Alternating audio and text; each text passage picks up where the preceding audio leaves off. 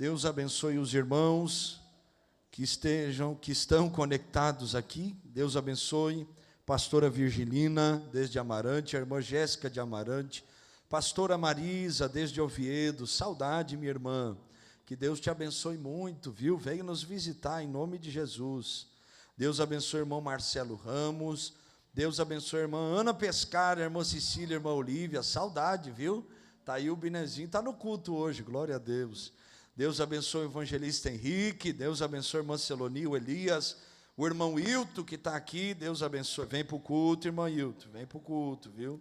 Que dá tempo de sair do trabalho e vir, ô glória. Deus abençoe o irmão Hilton, que é uma bênção também. Deus abençoe cada um que está pelo YouTube. Deus abençoe a todos os irmãos aqui de Portugal, irmãos da Espanha, do Brasil. Tanta gente que assiste os nossos cultos e nós não temos nem noção, né, meus amados irmãos? Uma vez eu não lembro aonde eu fui ministrar a palavra de Deus, e alguém me procurou e disse: eu conheço vocês, pastor. Eu digo: de onde? Não, eu assisto os cultos de vocês, não perco um culto. Eu digo: é desse jeito, e a gente nem sabe, né? É perigoso, glória a Deus. Deus é bom. Vamos abrir a palavra de Deus, meus amados irmãos e irmãs. Neemias, capítulo 11, versículo 1, vamos estar lendo. Neemias, o capítulo 11 e o versículo de número 1, lembrando os irmãos que no domingo foram distribuídos vários nomes ali na entrada de jovens, dos jovens da nossa igreja, e foi pedido a nós que intercedêssemos por cada um. Eu tenho aqui o meu nome, o nome da irmã que eu estou orando, você tem o seu. Compre essa causa, ore, adote um jovem em oração, e nós vamos estar orando pelos nossos jovens, viu? Orando por eles, porque eles serão um instrumento poderoso nas mãos de Deus. E parabéns a toda a liderança pela iniciativa, em nome de Jesus. E nós vamos estar orando por cada um deles. E lembrando os irmãos que não encomendaram suas revistas da escola bíblica dominical, que peçam e paguem, né, presbítero Eudes, para que possa encomendar as revistas da escola bíblica. Você que ainda não pediu sua revista da classe dos adultos, dos jovens, dos adolescentes, dos juniores, de tantas classes que temos, peça a revista, ainda dá tempo nessa semana. Vamos nos organizar em nome de Jesus. O presbítero Eudes está aqui, a irmã Eloane, com a barriga daquele tamanho, está aqui também. Glória a Deus, vencendo o calor, mas na casa de Deus, aí, ó, servindo Jesus, glória a Deus. Fale com eles, levanta a mão assim, irmã Eloane, irmão Eudes, fale com eles ali, encomende sua revista, e vai ser uma benção, em nome de Jesus. Neemias capítulo 11, estamos falando sobre o tema lidando com as coisas espirituais. Neemias capítulo 11, o versículo de número 1 diz assim a palavra de Deus: e os príncipes do povo habitaram em Jerusalém, mas o resto do povo lançou sortes para tirar um de 10, que habitasse na santa cidade de Jerusalém, e as 9 partes nas outras cidades. E o povo bendisse a todos os homens que voluntariamente se ofereciam para habitar em Jerusalém. Diga comigo: Senhor Jesus, fala comigo, tudo que eu preciso. Amém. Tome seu assento, por favor, adorando a Jesus Cristo, porque Ele é bom e maravilhoso. Meus amados irmãos, quando eu não sei quem já teve este privilégio, ou já viu alguma construção, mas quando nós vamos começar uma construção de uma casa, de um lugar para que nós venhamos habitar, o propósito deste lugar é que alguém viva, né? Alguém more dentro desta casa ou dentro deste lugar. Ninguém constrói algo para que não seja ocupado. Se nós levantamos uma construção, é porque há uma necessidade, há investimentos que fazem parte de todo esse projeto, tem alicerce, está aí o pastor Valdir, que trabalha na área, tantos irmãos, né? Tem alicerce, tem acabamento, tem fiação elétrica, tem tanta coisa que a gente investe para colocar nesta construção, com o propósito de alguém viver neste lugar, habitar esta casa.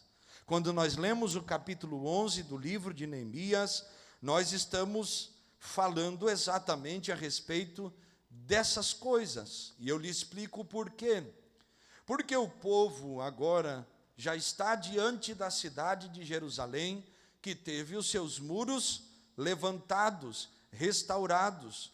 Em 52 dias, Neemias e o povo que estava com eles trabalharam com todas as suas forças, com uma ferramenta em uma mão, com uma espada na outra mão para se defender dos inimigos, e conseguiram este feito histórico, levantar o muro da cidade, o muro que dava proteção àquela cidade, que guardava aquele lugar. Restauraram as portas de Jerusalém. Mas agora havia um problema, irmão Felipe. Qual era o problema? O problema era que o povo não queria habitar na cidade. A cidade foi restaurada, o muro foi levantado por Neemias. Esdras foi o responsável por toda a reforma religiosa naquele tempo. Eles se voltaram à palavra de Deus, e Zorobabel é o responsável pela reconstrução do templo de Jerusalém. Tudo estava em ordem, e todo aquele projeto que foi proposto no coração deles para restaurar Jerusalém, o lugar onde Deus disse que suas mãos estariam estendidas, seus ouvidos inclinados, e o nome do Senhor estaria sobre aquele lugar. Agora Jerusalém não tinha moradores naquela cidade. Então agora tem um desafio. Por que restaurar a cidade se os moradores não querem viver dentro dela? Havia uma dificuldade muito grande, meus irmãos. Por quê? Porque o povo que ficou em Judá, principalmente naquela região, os irmãos vão lembrar da nossa Isladef, que eu falei um pouco sobre isso. O povo que ficou em Judá, o reino do sul, foi o povo pobre da terra. Então o que eles fizeram? Foram morar no interior, porque no interior eles estavam mais seguros, porque o inimigo não viria atacá-los, porque sabiam que tudo que eles teriam eram apenas pequenas plantações, casas simples. Eles não queriam habitar em Jerusalém, porque Jerusalém era a capital daquele lugar. E por ser uma capital, logo seria o primeiro alvo de uma invasão inimiga. Se os irmãos que lembram da leitura do livro de Neemias sabem que se levantarão pelo menos 3 homens contra Neemias, Gesem, Sambalate e Tobias, que não eram homens qualquer, eram chefes de exércitos, governador de Samaria, homens que exerciam influência. O outro era genro do sacerdote daquele tempo. Homens que ameaçaram Neemias continuamente, e o povo que estava com Neemias era ciente, sabedor destas muitas ameaças. Por isso havia um temor. Eles não queriam, então, se arriscarem e arriscar suas famílias, se expondo, vivendo dentro de Jerusalém. Só que de que adiantaria levantar tudo, colocar tudo em ordem, se ninguém se disponibilizasse para viver naquele lugar? Então agora, o capítulo 11 vai falar sobre isso.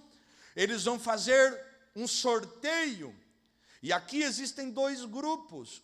O grupo que vai ser sorteado para viver em Jerusalém, mas aqueles que não serão sorteados, mas se voluntariariam para poder morar em Jerusalém.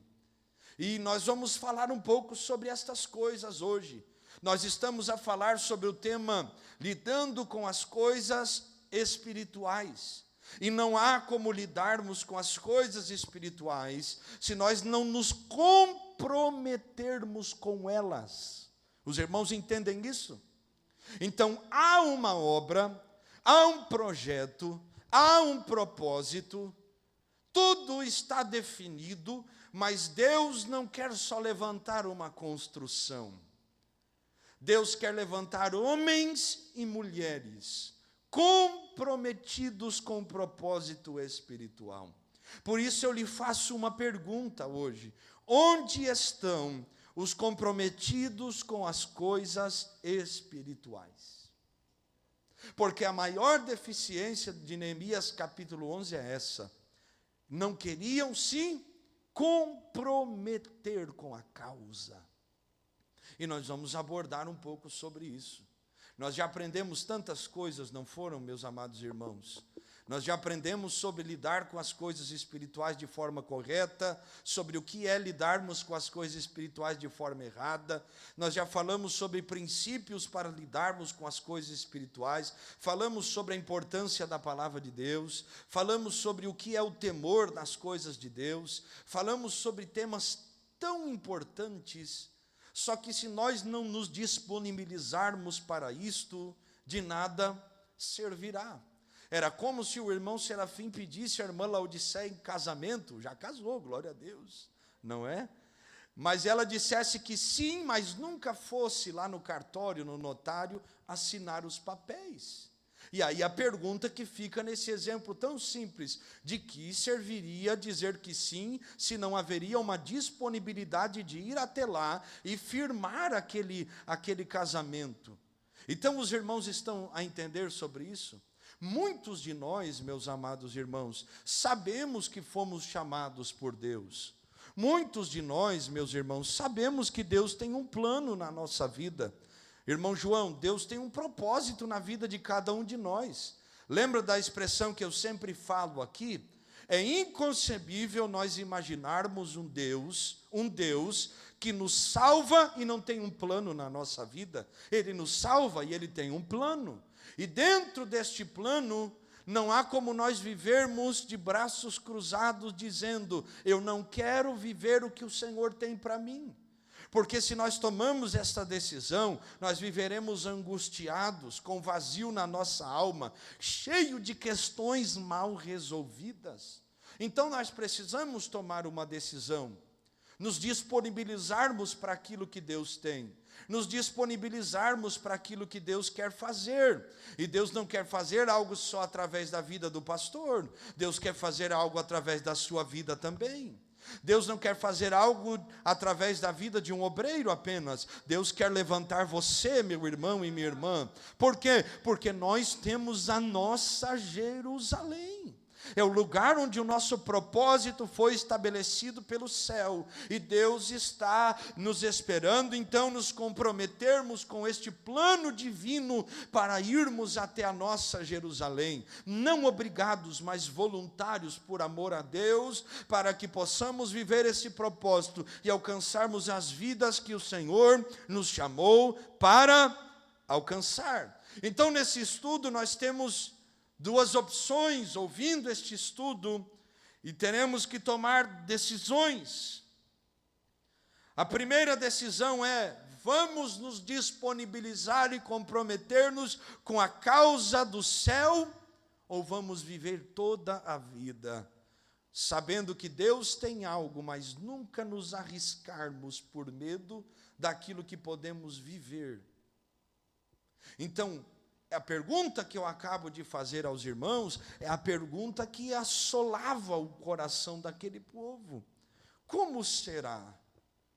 Será que terei que abrir mão de alguma coisa? Será que meus filhos estarão bem? Será que haverá uma boa educação? Será que haverá uma estrutura? Irmãos, lidar com as coisas espirituais é correr riscos. Aleluia ou não aleluia? Lucas capítulo 9, versículo 23. Coloque aí na tela, por favor. Jesus está a convidar os discípulos para um caminho de vida espiritual. E qual é o caminho da vida espiritual? E dizia a todos: se alguém quer vir após mim, um caminho de vida espiritual, negue-se a si mesmo. E o que significa negar a si mesmo? Abrir mão da sua vontade. Eu conversei com um irmão nesses dias, e ele de outra cidade, ele me disse, mas no meu ponto de vista, mas no meu parecer, mas dentro do que eu sei, e sempre usando estas expressões, e eu disse a ele, o problema é que enquanto você viver toda a vida dentro do seu parecer, do que você pensa, do jeito que você acha que deve ser, e não olhar para a Bíblia, e não ter a Bíblia como uma opinião superior, que as suas coisas nunca vão mudar. O problema é quando nós não queremos negar a nós mesmos e reconhecer que nós falhamos. Então, o caminho do propósito espiritual é negar a si mesmo. Irmãos, não é negar a si mesmo, não é para alguém que veio do mundo recentemente e precisa negar um vício, negar uma prática, está lutando todos os dias. Esse versículo se aplica a cada um daqueles que querem seguir Jesus. Então, você que tem 300 anos de crente, tem que negar a si mesmo. Você que é pastor tem que negar a si mesmo. Você que é obreiro tem que negar a si mesmo. Eu canto na igreja, tem que negar a si mesmo. Pastor, eu sou um jovem, tem que negar a si mesmo. O negar a si mesmo é o caminho daquele que quer seguir a Cristo. E não está limitado a nada e a ninguém. Então o propósito de Deus só vai ser vivido quando decidirmos negarmos a nós mesmos. E tomar cada dia a nossa cruz. O que é tomar a cruz? Tomar a cruz é tomar um instrumento de morte e levá-lo até o local da sua própria morte. Jesus estava falando sobre aquilo que ele haveria de padecer.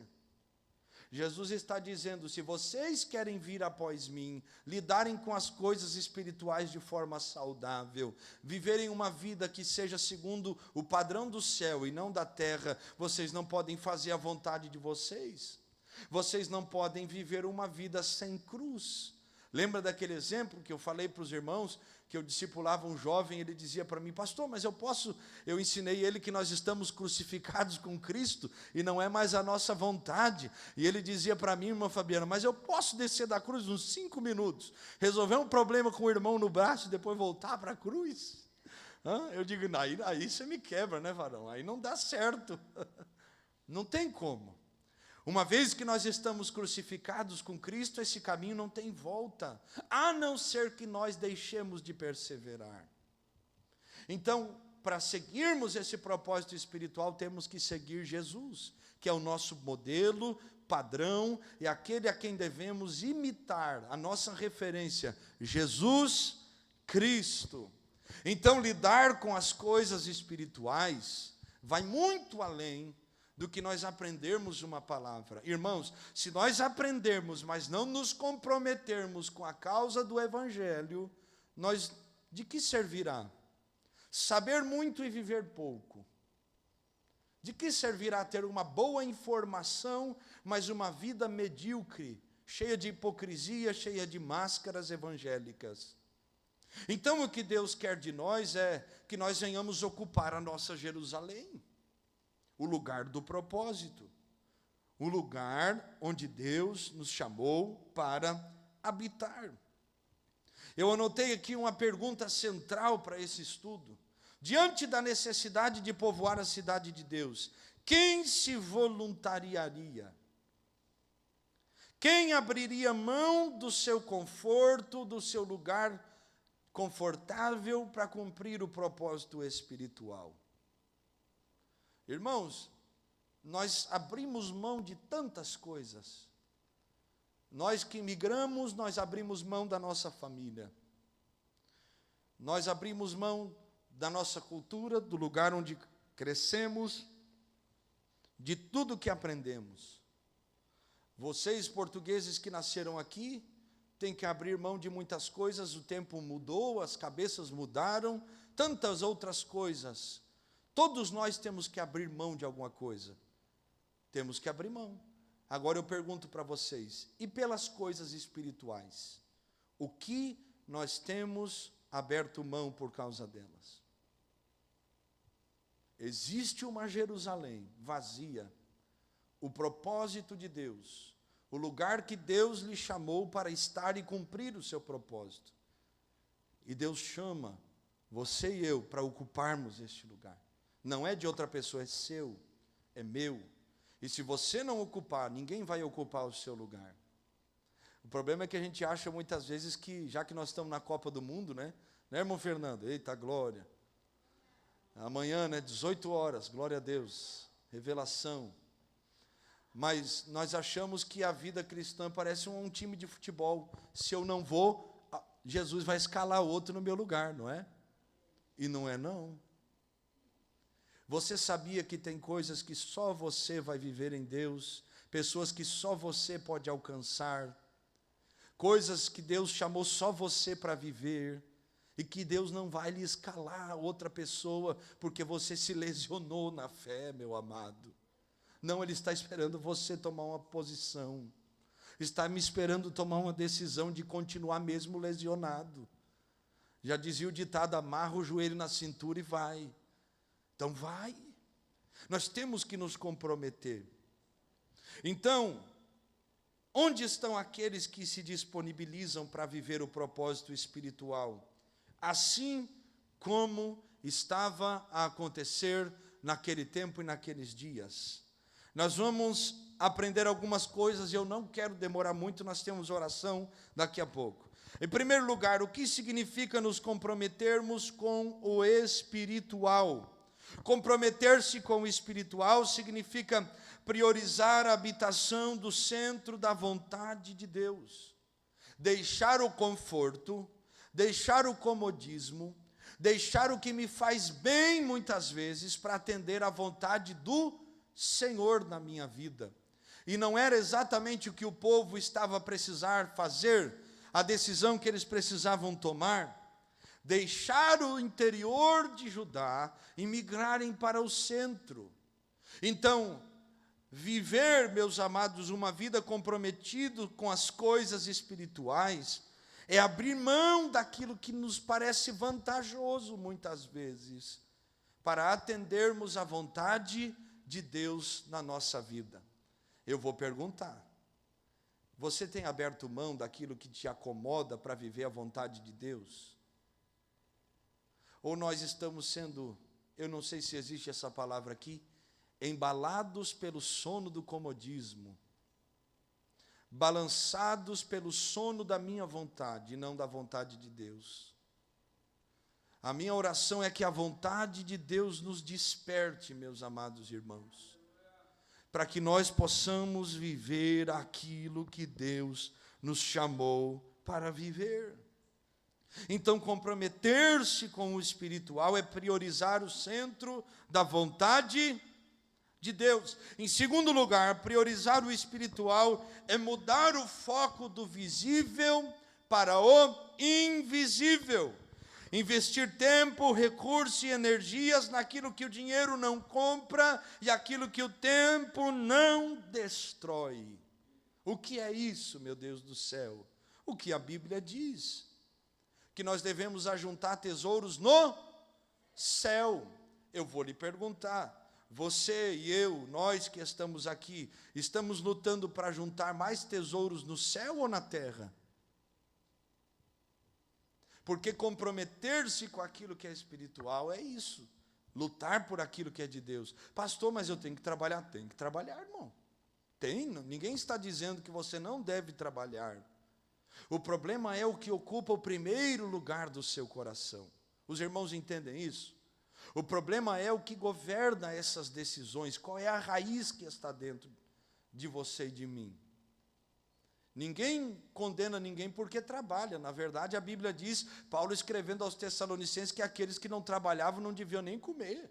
Porque tinha uns irmãos abençoados, irmã Aline, que diziam assim, Jesus vai voltar, eu não vou trabalhar não. Aí Paulo foi bem carinhoso com eles, então não come também, vai jejuar, o abençoado. A questão é, o nosso coração está inclinado para aquilo que é de Deus? Quanto tempo faz que você não ora? Não jejua, não lê a palavra de Deus? Ah, mas no culto eu oro. Não, meu irmão, estou falando de vida com Deus, no particular. Aquilo que você e eu já sabemos, é o lugar do nosso relacionamento, o nosso momento com Deus. Quanto tempo faz que você não abre a Bíblia? Tem crente que bota a Bíblia no Salmo 91, deixa aberta em casa, e diz que nenhum mal chegará na minha tenda. Está lá a Bíblia até amarelada, meu Deus do céu. Vai chegar, não viva a Bíblia para você ver. E mesmo vivendo, vai ter luta e prova, viu? É o que ela diz. Então, nós temos que aprender que comprometer-nos com as coisas espirituais é mudar o foco do visível para o invisível. Está trabalhando, irmão, mas está lá falando com Jesus. Está lá fazendo nossa camiseta, irmão Fernando, adorando a Deus. Está lá a irmã Alice na máquina, lá, ô glória, aleluia. E vai dando lugar, irmã Gabriela, aleluia, é isso aí. Né, irmã Neila, está lá fazendo um bolo daqueles escalabofético de cenoura, né, irmã Nicole, com cobertura de, oh, aleluia, de chocolate, glória a Deus. Aí é terrível, né, meus amados? Mas está adorando Jesus. Está lá o irmão Felipe trabalhando, mas glorificando a Deus. Os irmãos entendem isso? Está lá o irmão João lá trabalhando, mas com o pensamento ligadinho lá no céu, adorando a Deus, servindo o Senhor. É isso, irmãos. Buscando a Deus. Às vezes não tem um tempo de ir em casa buscar Deus, mas no intervalo do almoço, dobra o joelho dentro do banheiro e vai buscar Deus. Eu trabalhava numa clínica de medicina do trabalho, o Felipe vai lembrar disso, mais a Neila. Eu tinha um lugarzinho lá que eles estavam reformando, e aí eu botei um papelão lá, irmã Gardeira. E aí lá eu fazia duas coisas, eu dobrava o joelho e dava uma cochilada depois do almoço. Irmão, em cima do papelão missionário. O povo fazia fila para pedir oração na clínica. Eu ia para lá para descansar um pouquinho, falar com Deus, levava minha Bíblia, anotava e buscava Deus. Era cronometrado, 1 hora de almoço, eu vou buscar Jesus, 40 minutos, 20 minutos, eu vou dormir. E estava lá, buscando. É isso que eu falo para os irmãos. É não dar desculpa para se acomodar, mas é tomar atitude para se levantar. Alguém disse um dia, ai pastor, mas eu vou orar 20 minutos. Irmão, é melhor orar 20 minutos do que não orar. É melhor buscar a Deus, jejuar uma vez na semana do que nunca jejuar. É melhor você começar com alguma coisa do que você nunca começar. Eu fui líder de jovens e eu ensinava os jovens, não tem força para orar 1 hora, começa orando 5 minutos. Ora 5 minutos, lê a Bíblia 5 minutos. Eu conheço jovens que hoje oram 2 horas e lê a Bíblia 1 hora por dia. Mas porque começou com os 5 minutos. Você entende isso? É cultivar o que é de Deus. Porque nos comprometer com a causa não é ser sócio de um time de futebol que você vai lá e paga, e você tem os seus benefícios. Não, irmão. É você entregar a sua vida por amor a Jesus Cristo e pelo Evangelho. Entender que Deus tem um plano, e que Deus tem algo preparado para cada um de nós. Não é levantar pela manhã, pegar o telefone e ficar 30 minutos deitado na cama, olhando o feed, curiando a vida dos outros, irmão. Misericórdia. Mas é saber que os primeiros 15 minutos, segundo a psicologia, são os primeiros 15 minutos que vão definir como vai ser o nosso dia. Então, naqueles 15 minutos, vai buscar Jesus, vai orar, vai falar com Deus, vai buscar Deus. Você não sabe como será seu dia, a única garantia que você tem é o céu. Então nós precisamos nos comprometer com o espiritual. E para isso tem que mudar a prioridade do visível para o invisível. O que é isso? Mudar da terra para o céu. Não podemos ser crentes que amam mais o mundo e as coisas do mundo do que o Senhor. O apóstolo João, quando fala sobre isso, ele diz que aquele que ama o mundo e as coisas que nele há, o amor do Pai não está nele, não é aperfeiçoado nele. O amor de Deus não habita num coração que ama o mundo. Mas hoje nós vivemos um tempo em que muitos estão dizendo, mas eu sou evangélico. E às vezes até é, mas não é cristão.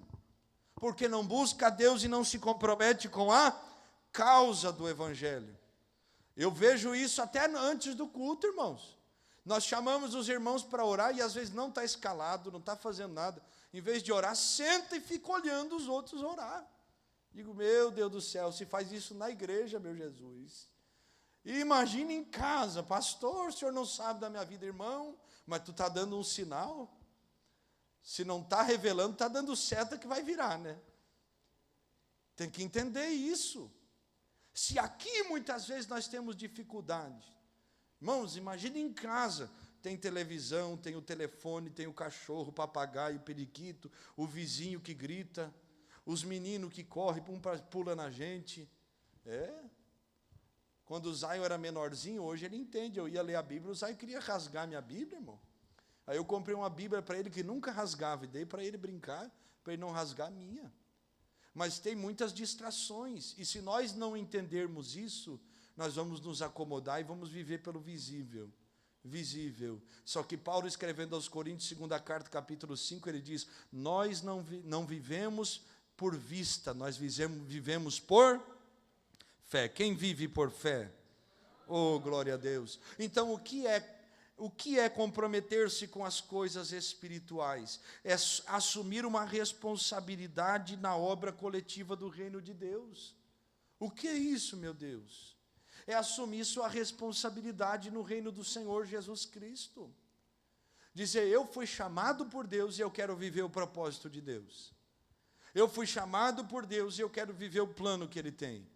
Eu fui chamado por Deus e eu não vou viver toda uma vida esperando Deus trazer as coisas do céu para mim. Eu sei que o que Ele deveria fazer, Ele já fez, enviou o Seu Filho e enviou o Seu Espírito. Agora, Ele me enviou e eu quero atender à vontade dEle. Quero me comprometer com as coisas espirituais. Então, assumir nossa responsabilidade no reino de Deus é entender que nós recebemos dons, talentos que Deus nos deu, que não são para nós, são para a igreja, a edificação do corpo de Cristo. Os irmãos entendem isso? Efésios capítulo 4. Deus distribuiu os dons, Deus distribuiu os ministérios para o aperfeiçoamento dos santos, até que todos cheguemos à estatura de varão perfeito. Então, os dons que Deus nos dá, os talentos que nós temos, eles não são nossos, não podem ser usados para benefício próprio, nem para glória humana. Tem que ser para a glória de Deus, irmãos. Tem que ser em benefício da igreja. O que Deus lhe deu, talvez não deu para outro, que o outro recebeu, talvez você não tenha, mas nós, usando aquilo que Deus nos deu, seremos resposta de Deus na vida de alguém que precisa. A pergunta é, você tem usado o que Deus lhe deu para abençoar e ajudar alguém?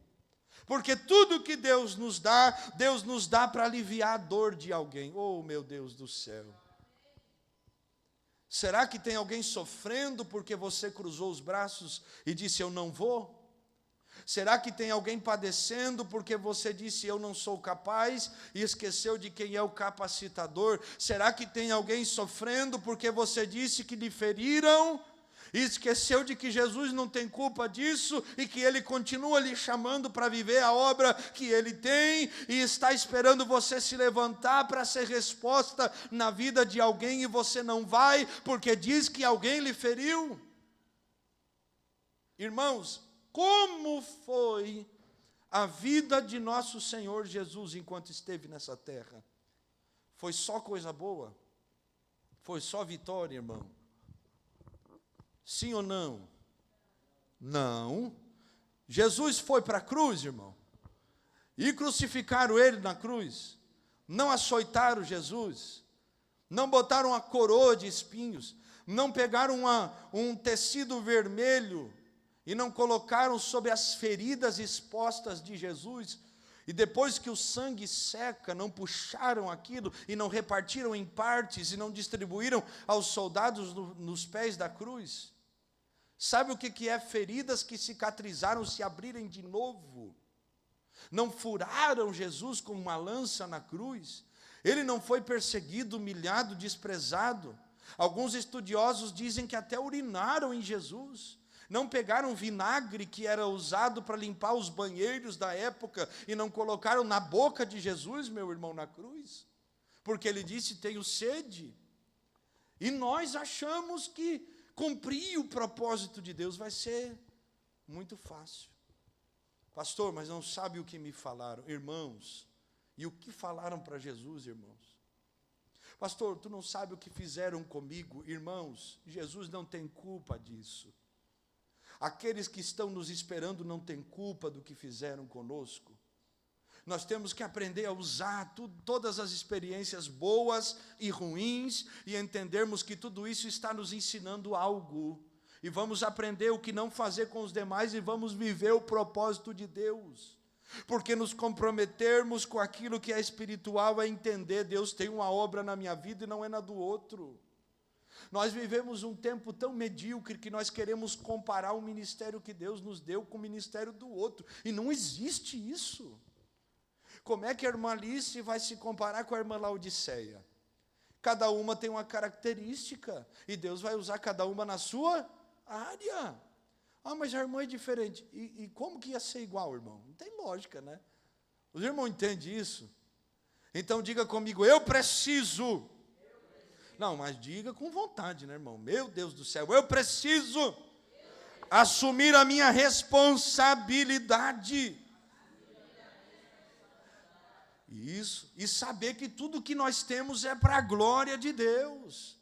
Vai adorar para a glória de Deus, vai pregar para a glória de Deus, vai evangelizar para a glória de Deus, vai tocar para a glória de Deus, vai servir na mídia para a glória de Deus, vai sentar no banco, receber os irmãos, vai fazer alguma coisa para Deus que seja para a glória de Deus, e não nossa, e não para nós.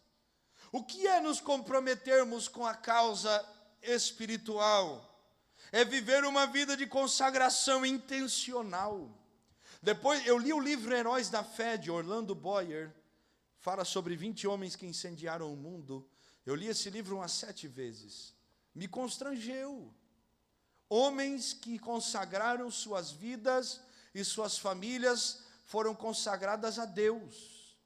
E viveram avivamentos, e viveram experiências, e viveram o propósito de Deus, não porque eram extraordinários, não, mas porque viveram uma vida de consagração intencional. Eles entenderam que choveu não era dia de faltar culto, não. Eles entenderam que, meu Deus do céu, tem um sol tão bom, eu não vou na igreja hoje, não vou buscar Jesus, não. Não, eles iam buscar Deus igual. Era uma vida de disciplina. Se vocês lerem este livro, vocês vão perceber. Como no caso de John Wesley, era tão metódico, por isso fundou a igreja metodista. Tinha horário para orar, horário para fazer isso, horário para fazer aquilo. A disciplina na oração, nas coisas de Deus. Alguns marcavam o horário da oração e não falhavam todos os dias. Mas e nós? Estamos esperando sentir para orar. Irmão, essa carne velha, como diz o pastor Diego lá de Oviedo, não vai sentir nada. Não, irmão. Dá umas 3 da manhã, vai sentir alguma coisa. Vai sentir nada, vai sentir o ronco. Não é, irmão Fernando? O povo dormir com o irmão Fernando é prova, hein? Meu Jesus amado. Lembrei de uma viagem que nós fizemos aí, mas Jesus me livre e guarde. Deus tem que orar pela irmã Alice, viu, gente? Não foi tão bom, né? A folga, né, irmã Alice? Eita, Jesus. Nós temos que entender. A sua carne vai querer jejuar? Sim ou não? Não. Sua carne vai querer vir para o culto cansado, depois de um dia de calor intenso, debaixo de sol. Não, sua carne vai querer o quê? O açaí lá da irmã Milena. Meu irmão. Vou esticar minhas pernas, vou ficar em casa. Só que aí é que está. Quem tem uma vida de consagração intencional, não fica esperando as coisas, não vive por sentimento. E como isso é importante, por quê? Porque nós estamos vivendo um tempo em que essa geração está viciada em dopamina. Quer ter prazer, quer sentir prazer, quer ter uma experiência prazerosa para viver as coisas de Deus, só que evangelho não é prazer, evangelho é renúncia, evangelho é compromisso, evangelho é uma vida consagrada a Deus, mesmo sem sentir, mesmo sem querer, mesmo sem ter vontade. Tem vontade de vir para a escola bíblica, mas vem por quê? Porque quer Jesus.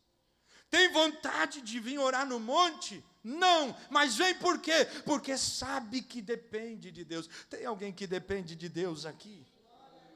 Glória a Deus. Então, o que é ter uma vida disciplinada, de consagração intencional? É alguém que tem um plano de leitura bíblica, alguém que tem o horário da oração, alguém que se prepara para isso, mesmo nos dias de cansaço extremo ou viagens, mas tem um momento com Deus. Nós não temos um horário que nós levantamos todos os dias para irmos ao trabalho. Temos ou não temos? Sim. Não temos um horário para sair, para intervalo. Por que nós não temos um horário para buscar Deus?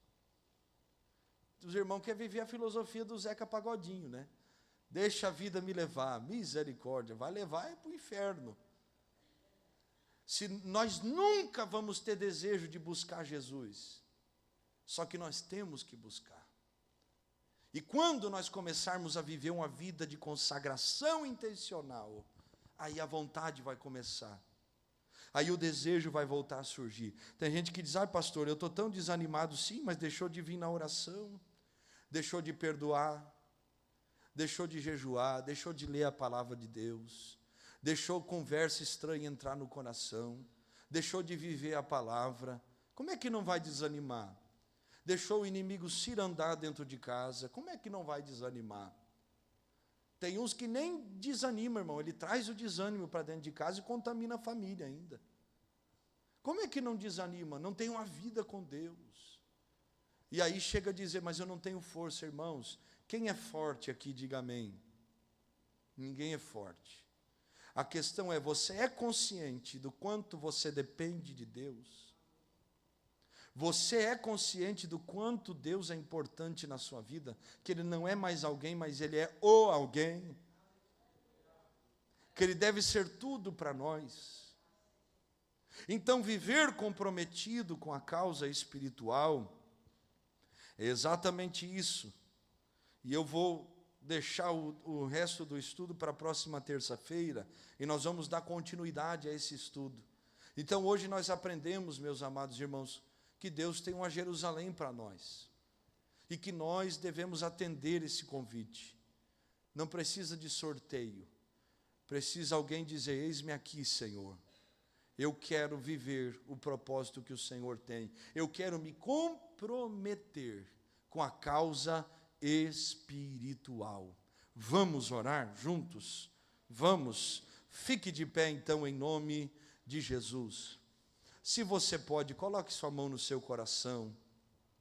Eu quero pedir a você que ore com sinceridade e diga para Deus, Senhor, eu quero ser comprometido com a causa. Senhor, eu quero viver um propósito espiritual. Diga para Deus, eu quero, Senhor, eu quero alcançar a minha Jerusalém. Diga para Deus, eu quero deixar o interior, deixar o conforto da minha história, e eu quero viver o plano que o Senhor tem para mim, ainda que me custe, ainda que me faça abrir mão de alguma coisa. O que nós precisamos deixar para trás para vivermos o plano de Deus? Será que é um sentimento que devemos abandonar? Será que é um perdão que precisa ser liberado? Será que é uma amizade que precisa ser cortada? Será que é alguma coisa que está dentro de nós que nos impede de vivermos o propósito de Deus? Será que é uma má experiência daquilo que um dia nós vivemos e hoje não temos mais perspectiva porque a má experiência trouxe frustração para dentro de nós? Porque alguém lhe falou tais palavras, porque alguém foi tão infeliz naquilo que fez a respeito da sua casa, dos seus filhos, da sua família. Será que hoje não é uma oportunidade de dizer para Deus, eu não quero ter o Senhor só como alguém que eu consuma, mas eu quero viver a minha vida debaixo do teu propósito, de dizer para Deus, eu não quero só a tua bênção, eu quero me disponibilizar para o Senhor, de dizer para o Senhor, se tem alguém que precisa ser alcançado e o Senhor tem um propósito comigo, Então, Senhor, me leva até alguém que precisa, me leva a minha Jerusalém, me leva ao lugar onde eu devo habitar, me leva ao propósito que o Senhor tem. Eu quero orar com você, mas quero orar com pessoas que querem se comprometer com a causa espiritual. Se você é esta pessoa, vamos orar juntos agora. Senhor, em nome de Jesus, nós oramos como igreja, nós oramos como teu povo, nós oramos como teus filhos, nós levantamos a nossa voz em oração, nós clamamos a Ti, meu Pai, nós intercedemos aqui, Senhor, nós estamos a pedir, a clamar, a reconhecer, a interceder por nós, pelos nossos filhos, pela nossa casa, pela nossa família. Senhor, há uma Jerusalém que nos espera, há um propósito que nos aguarda, há algo que o Senhor tem preparado para cada um de nós. Mas as comodidades, mas os problemas têm nos afastado do propósito. Nós oramos nesta noite, Senhor, faz-nos comprometidos com a Jerusalém que nos espera, faz-nos comprometidos com a causa espiritual. Vai visitando este irmão, vai visitando esta irmã, vai visitando as nossas vidas, vai tomando cada um debaixo do teu sangue, debaixo da tua graça e do teu querer. Desperta-nos, fala nos sonhos, abre o entendimento, traz discernimento, mas não nos deixe viver acomodados enquanto outros estão a esperar que eu e você nos levantemos. Pai, nos toma debaixo da tua graça, Senhor. Manada sabe a que mandaraçu, em o nome de Jesus, vai trazendo visões do céu, vai despertando outra vez, vai levantando este homem e esta mulher, e confirmando a tua graça, a tua presença, nos fazendo comprometidos com as coisas do Espírito Santo de Deus. E quem concorda com esta oração vai dizer um forte amém. Amém, meus amados irmãos. Eu quero deixar um desafio para você nesta semana. O desafio de orar, o desafio de perguntar para Deus: qual é a minha Jerusalém, Senhor? Qual é o lugar que o Senhor tem para a minha vida? Qual é o plano que o Senhor tem, o propósito que o Senhor tem aqui comigo, na realidade que eu vivo? E deixa Deus ministrar o seu coração. Que Deus nos levante para a nossa Jerusalém. Amém? Amém, meus amados? Então nós vamos continuar na próxima semana este estudo. Quem foi abençoado hoje? Amém. Que Deus abençoe a cada um. Vamos agradecer a Deus. Na cantina hoje tem culto de ensino, olha aí. Cones gelados, apenas €1,50, passe por ali, tá bom? É isso, né? Cone gelado, glória a Deus. Passe ali na cantina, vai ser uma bênção de Deus. Daqui a pouquinho, então, 10 horas, nós estamos em oração e vai ser uma bênção. Vamos agradecer, meus amados irmãos. Pai, obrigado por esse culto, obrigado por tua presença, o teu querer em nós. Confirma as tuas obras em cada vida. Mais uma vez nós pedimos, desperta-nos para Jerusalém, que o Senhor tem para cada um de nós. Nos ajude a sermos comprometidos com as coisas espirituais. Toma-nos debaixo do teu sangue e da tua mão. Assim nós oramos, assim nós pedimos e te agradecemos em o nome de Jesus. Levante a tua mão direita aos céus, que o grande amor de Deus, o nosso Pai, a graça maravilhosa e salvadora de nosso Senhor Jesus e a presença viva do Espírito Santo de Deus sejam com todos que creem e recebem tudo o que foi ministrado. E quem assim crê e recebe, vai dar o amém mais forte de trofa. 1, 2, 3. Abrace o teu irmão, vá na graça e na paz. Que Deus abençoe a todos. uma ótima noite a cada um. Meu irmão internauta, que Deus lhe abençoe, que a presença de Deus esteja sobre a sua vida, e lembre-se, Deus tem um propósito, Deus tem um plano na sua vida, e Deus nos chama a nos comprometermos com isso. Que Deus lhe abençoe, e que você e eu possamos tomar esta decisão de estarmos comprometidos com as coisas de Deus. Obrigado por estar conosco, paz do Senhor Jesus.